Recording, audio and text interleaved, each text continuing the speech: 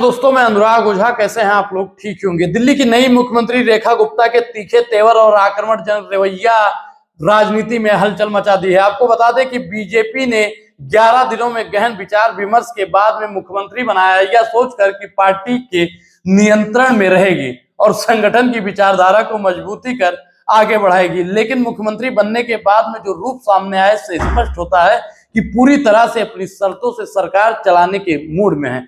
जब पूर्व मुख्यमंत्री आतिशी मालीवाल ने महिलाओं को मिलने वाले 25,000 की सहायता योजना को लेकर सवाल उठाए तो रेखा गुप्ता के तीखे अंदाज में जवाब देते हुए कहा कि भाजपा सरकार का एजेंडा है और विपक्ष को इसको हस्तक्षेप करने की जरूरत नहीं है। इस बयान से सिर्फ विपक्ष में ही नहीं बल्कि मीडिया के लिए भी स्पष्ट संदेश है कि वे किसी भी सवाल का जवाब देने की मूड में नहीं है और सरकार को पूरी तरह से, साहब आपको बता दूं कि सरकार को पूरी तरह से उनके तरीके से चलाना चाहती है। गुप्ता मुख्यमंत्री बनने के बाद विवादित बयानों को लेकर भी जोर शोर से उठाया जा रहा है, जिसमें उन्होंने अरविंद केजरीवाल के खिलाफ अभद्र टिप्पणी और आपत्तिजनक शब्दों का इस्तेमाल किया था।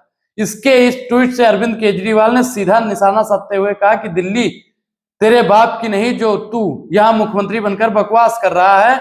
दिल्ली की जनता तुझे तेरी मां के कोख में वापस भिजवा देगी। इस तरह की भाषा एक मुख्यमंत्री के लिए कितनी युक्त है, यह सवाल खड़ा हो रहा है। यही नहीं, एक अन्य ट्वीट भी कटाक्ष करते हुए मीडिया पर आकर केजरीवाल पूछे कि कैसे पता चला कि मोदी तुम्हें मारना चाहता है और मैंने मोदी को, साहब केजरीवाल जी कह रहे हैं कि बाजार में लाल हिट खरीदते हुए देखा।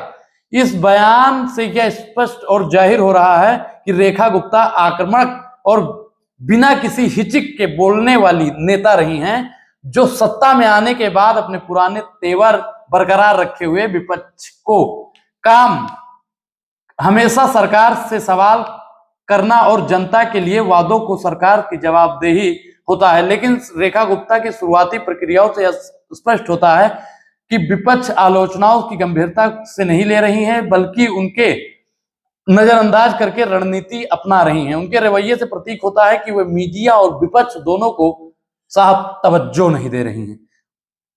इसकी यह शैली दिल्ली की राजनीति में नया मोड़ ला सकती है, जहां सत्ता पक्ष और विपक्ष के बीच में वाद विवाद यानी संवाद का गुंजाइश कम होती जा रही है। आपको बता दें कि भाजपा पहले से ही उनकी आक्रामकता का अंदाज, लेकिन अब सवाल यह उठने लगा है कि पार्टी के वरिष्ठ नेताओं की बात मानेगी या फिर नहीं। उनको चुनौती बन रही है। साहब क्या बागी हो रही है। भारतीय जनता पार्टी मुख्यमंत्री बनने से पहले काफी सोच समझ किया था, यह मानकर बना रही थी कि पार्टी उनकी नीतियों और विचारधाराओं का पालन करेगी, लेकिन उनका रवैया पार्टी के नेतृत्व से साहब बिल्कुल अलग हो रहा है और पार्टी की मुश्किलें भी बढ़ रही हैं। यह भाजपा के लिए चिंता का विषय बन चुका है। सत्ता में आने के बाद कई नेताओं के व्यवहार में बदलाव आ जाता है साहब, और रेखा गुप्ता के मामले में ऐसा ही देखा जा रहा है। उनके तीखे तेवर और सत्ता को लेकर अब यह अपनी राजनीति को भारतीय राजनीति का टकराव बना सकती हैं। भाजपा की साहब अनुशासित पार्टी मानी जा सकती है साहब, जहां संगठन निर्देशों का पालन करना आवश्यक होता है, वहां रेखा अपनी स्वतंत्र नीति को चलाने की कोशिश कर रही हैं। यहां तो भाजपा के लिए चुनौती बन सकती है। राष्ट्रीय संयुक्त संघ आरएसएस से जुड़े कारणों की जिम्मेदारी थी, लेकिन वे अगर पार्टी के शीर्ष नेतृत्व के अलग राह अपनाने लगती हैं तो भाजपा के लिए सिरदर्द साबित हो सकता है। हाल ही उनके बयानों और रवैयों से स्पष्ट होता है कि सत्ता अपने हिसाब से चलाने की मंशा रखती है और विपक्ष या मीडिया के सवालों को जबरदस्त तवज्जो नहीं देना चाहती है। दिल्ली की राजनीति में नया मोड़ न कि बल्कि समूचे विपक्ष और राजनीतिक विशेषज्ञों का एक दिलचस्प विषय भी बन गया है। अब यह देखना साहब बेहद जरूरी है कि तेवर सिर्फ विपक्ष के लिए है या आने वाले समय पे भाजपा के वरिष्ठ नेताओं की परेशानी बढ़ेगी। इस पूरी बातचीत को लेकर आप क्या समझते हैं? क्या वाकई में भाजपा की मुश्किलें बढ़ने वाली हैं? क्या भारतीय जनता पार्टी के अंदर साहब आपसी कलह चालू हो गया है? क्योंकि अगर रेखा गुप्ता भारतीय जनता पार्टी के दिशा निर्देशों पर नहीं चलती हैं तो भाजपा उनकी मुश्किलें बढ़ा देंगी। जिस प्रकार से पिछले सत्र में हुआ था कि भारतीय जनता पार्टी ने 5 साल में 3 से ज्यादा मुख्यमंत्री बदले थे, क्या वही कुछ होने वाला है?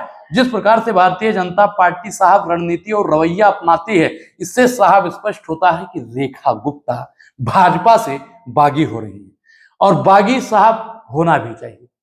वह पथ क्या पथिक कुशलता क्या जिस पथ पर बिखरे सूर न हो, नाविक की धैर्य परीक्षा क्या जब धाराएं प्रतिकूल न हो। पार्टी से बगावत करके रेखा गुप्ता साहब कहीं अपने पैर पर कुल्हाड़ी तो नहीं मारना चाहती हैं, और ये किसके लिए खुशखबरी का विषय बनेगा। क्या अगर वो बागी बनेंगी तो भारतीय जनता पार्टी उनको हटा के परवेश वर्मा को मुख्यमंत्री बनाएगी? क्या उनका इस्तीफा मांग लेगी? ये सब साहब जानना बेहद ही जरूरी है। मैं बताऊंगा आपको किसी अगले वीडियो में, और पूरा स्पष्ट भी करूंगा इस वीडियो में आपको इतनी ही जानकारी। तब तक आप मुझे कमेंट में जरूर बताइए कि क्या वाकई में बागी बनने से रेखा गुप्ता का कोई फायदा होगा या नुकसान।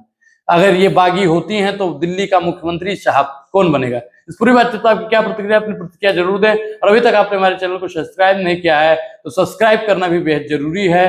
अब अनुराग ओझा को दीजिए इजाजत। शुक्रिया, बहुत बहुत धन्यवाद।